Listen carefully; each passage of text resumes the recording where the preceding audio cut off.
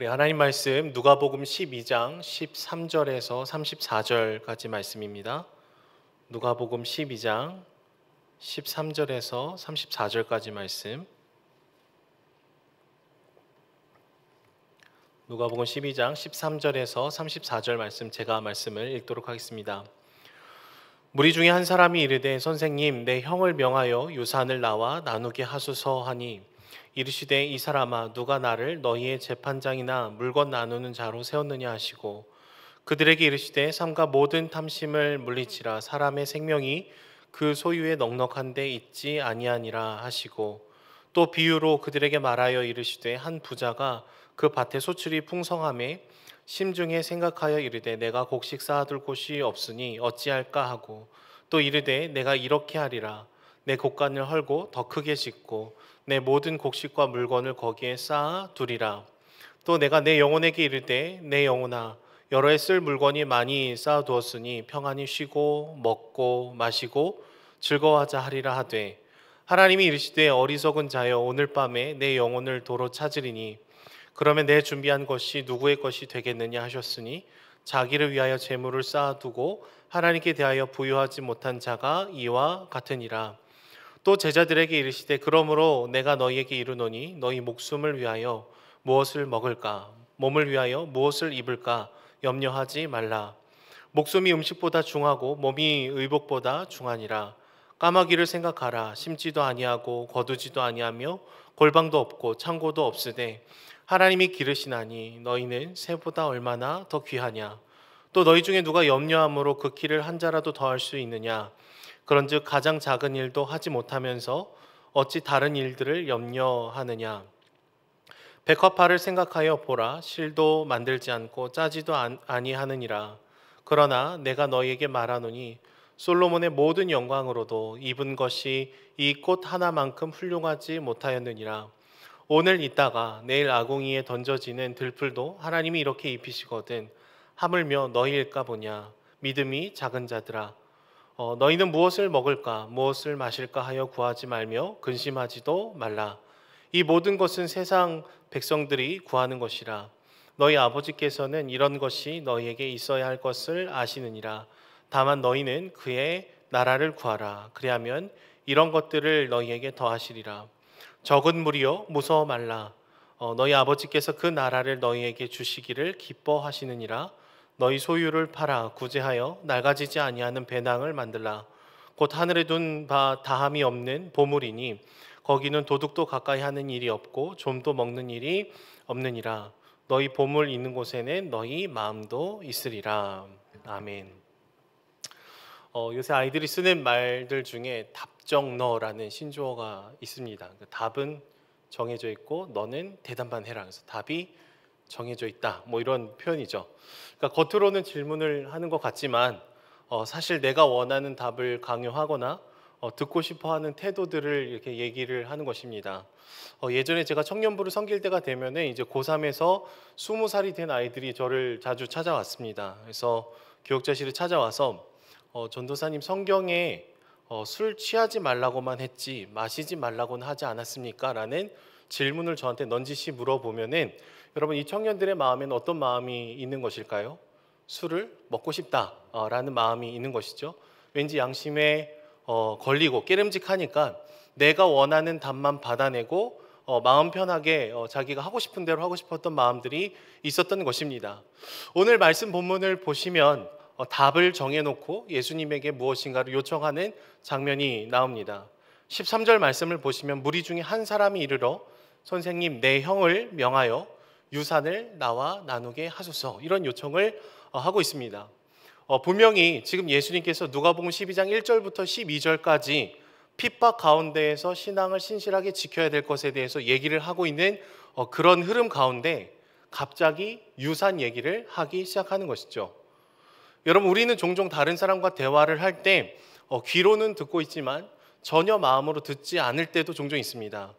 내가 말하고 싶은 것만 생각을 하고 있을 때도 있는 것이죠. 그리고 상대방이 무슨 이야기를 하든지 간에 내가 하고 싶은 말을 갑자기 꺼내게 될 때가 있습니다. 아마도 유산을 나누어 달라고 요청을 했던 이 형제가 그러했던 것 같습니다. 문맥을 파괴하고 있고요. 이야기의 흐름을 끊고 그저 예수님, 나의 형에게 유산을 나와 나누게 해 주십시오라고 요청을 하고 있는 것이죠. 하지만 예수님은 이런 사적인 재판의 중재자로 서시기를 거절하십니다. 왜냐하면 유산을 나누게 해달라라는 이 요청 속에는 사실 내가 형보다 더 많은 유산을 받게 해 주십시오라는 탐욕이 깃들어 있었기 때문인 것이죠. 예수님은 유산을 나누어 달라는 사람에게 15절의 말씀을 선포하십니다. 15절 말씀을 제가 읽도록 하겠습니다. 그들에게 이르시되 삶과 모든 탐심을 물리치라. 사람의 생명이 그 소유에 넉넉한데 있지 아니하니라. 아멘. 예수님은 이어서 한 부자의 이야기를 지금 비유로 들고 있는데요. 한 부자가 밭에 소출이 굉장히 많아지면서 곡간이 부족하게 되었습니다. 걱정을 하다가 그 곡간을 헐고 새로운 곡간을 짓기로 결정을 하죠. 하지만 예수님께서는 이렇게 무엇인가 자신만을 위해서 축적하는 삶에 대해서 오늘 말씀에 어떠한 평가를 내리고 있을까요? 어리석은 자다라고 얘기를 하고 있어요. 그리고 자기를 위하여 재물을 쌓아두고 하나님에 대하여서는 전혀 부요하지 못한 존재다라는 굉장히 박한 평가를 내리고 있는 것이죠. 마치 우리의 생명이 영원할 것처럼 믿는 사람들, 이 땅에서의 삶이 영원할 것처럼 느껴지는 그런 사람들은요, 철저히 자기 중심적인 열심으로 나아갈 수밖에 없게 됩니다. 마치 하나님이 안 계신 것처럼 이기적인 동기로 살아가게 되는 것이죠. 오늘 말씀에는 이런 특징이 굉장히 강조가 되어 있는 표현이 있는데요. 18절 말씀을 보시면은 나의라는 이 단어가 굉장히 많이 강조가 되어 있습니다. 내 곡간, 내 곡식, 내 물건, 내 영혼. 계속해서 이 사람이 쓰는 단어에는 나의 물건, 나의 곡식, 나의 곳간, 나의 영혼. 결국 이 부자 농부에게는요, 하나님이 절대로 주인이 아닌 삶을 살아가고 있는 것이죠. 여전히 내가 왕이 되어서 모든 시선과 마음과 모든 생각은 그냥 나의 어떤 재산이 얼마나 더 축적될 수 있을까, 그것을 어떻게 누릴 수 있을까, 그것을 얼마나 즐거워할 수 있을까, 그것에 지금 마음이 사로잡혀 있다라는 거예요. 내가 왕이 되어서 더 많은 것을 가지면 내가 행복하리라 라는 잘못된 확신 속에 지금 살아가고 있는 것입니다. 더 노골적으로 표현하자면 더 많은 것을 가진 인생은 복된 인생이고 덜 가진 인생은 비루한 인생이 될 수밖에 없다라는 이 잘못된 생각을 적극적으로 받아들이고 있는 모습을 보이고 있다라는 것이죠. 하지만 이런 생각은 여러분 하나님을 철저히 우리 삶에서 제외시키게 됩니다. 하나님을 주인으로 인정하지 않는 것이죠. 그래서 어리석은 삶이라는 평가를 받게 되는 것 같습니다. 또 철저하게 다른 사람의 아픔을 외면할 수밖에 없죠. 왜냐하면 내 재산, 내 곡식을 더 축적하기 위해서는 다른 사람들의 필요와 눈물과 아픔과 힘듦을 외면해야 되는 그런 비인격적인 모습이 우리 안에 있어야 되기 때문에 그렇습니다. 그래서 우리라는 단어는 너와 나라는 단어로 해체되기 마련인 것이죠. 하지만 때로는 오늘을 살아가는 우리에게도 이 말씀이 여전히 적용이 될 가능성이 높습니다. 이 부자의 모습과 부자의 삶의 자세가 여전히 오늘을 살아가는 우리에게도 적용이 될 수도 있는 것이죠. 15절 말씀에 분명하게 사람의 생명이 그 소유에 넉넉한 데 있지 않다라고 얘기를 하고 있으시고요. 32절 말씀에 소유가 적은 무리여 무서워하지 말라 너희 아버지께서 그 나라를 너희에게 주시기를 기뻐하시느니라 라고 얘기를 굉장히 명백하게 하고 있으심에도 불구하고 우리는 오늘 이 말씀을 읽으면서 이 본문을 비현실적이라고 은연중에 생각을 하고 거절하고 따르지 않을 가능성이 굉장히 높죠. 하나님에 대해서 부유한 자가 되기보다는 여전히 나를 위해서 무엇인가를 준비하고 축적하고 그것을 자랑하고 그것을 능력이라고 얘기를 하고 싶어하는 마음이 꽤나 괜찮은 인생이라고 그리고 싶은 마음이 우리 안에 있을 수도 있다라는 것입니다. 하지만 예수님께서는 이러한 생각을 끌려 사는 인생을 어리석다라고 얘기를 하고 있다라는 것이죠.